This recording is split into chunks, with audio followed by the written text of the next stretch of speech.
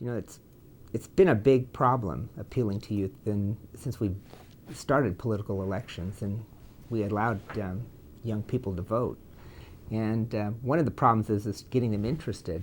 And for many years, and being a researcher in media and politics, and being one who's campaigned and consulting on campaigns, we've forgotten the youth vote. Why? Because they never voted. We have a record, you know, when you run for political office, I know who's voted, and I come down the neighborhood and I know who's voted, how many times they voted, and I can even guess who they voted for. And this information is becoming more pronounced in the political arena with high-level statistics, and young people don't vote, so I never sent them any information. So, because in politics, you go after the people who have voted, and you keep repeating your message over and over again to these voters, and you don't have money or time to waste on people who don't vote. And young people, I tell my students, if you don't vote, you're not going to receive any information.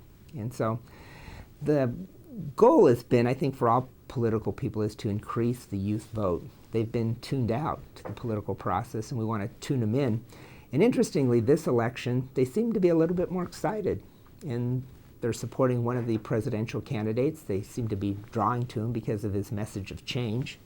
Though all politicians run on change. I've run on change many times. George Bush said last week he ran on change. So, but it's going to be interesting how this translates into votes. When people invest in a political candidate, which means giving political donations, that's a big investment.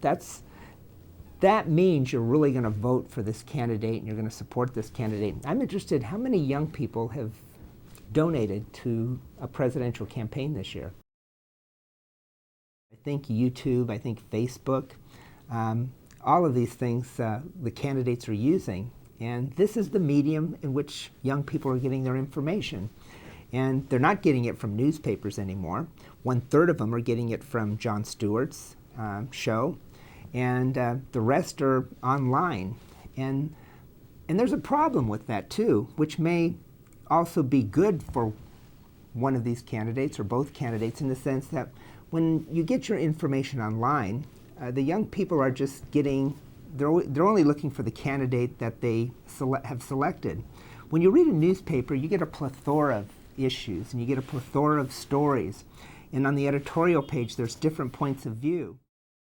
What we're finding, particularly with young people today, is when they go on the internet, they're just looking for stories that support their point of view, whether it's a candidate, another type of issue, whether it's a product they want to purchase. And this has some negative ramifications because you really don't find out about the other candidates.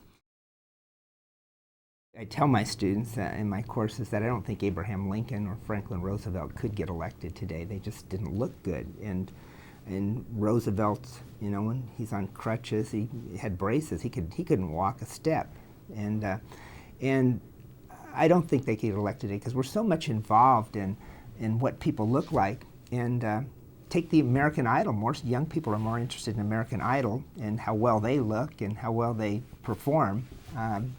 And you can't go on American Idol and look bad or perform bad, or you're in trouble. It's the same with political candidates. Though, to be very frank with you, one candidate that struck my eye this year was John Edwards, who looked better than any of these candidates, who spoke better than any of these candidates, who's probably the most knowledgeable man to run for political office in the past 2 elections, didn't go anywhere. And why is that? And perhaps, as people have told me, they think he should have stayed home with his wife who's ill and shouldn't be running for president. So you never know what's in the minds of American people.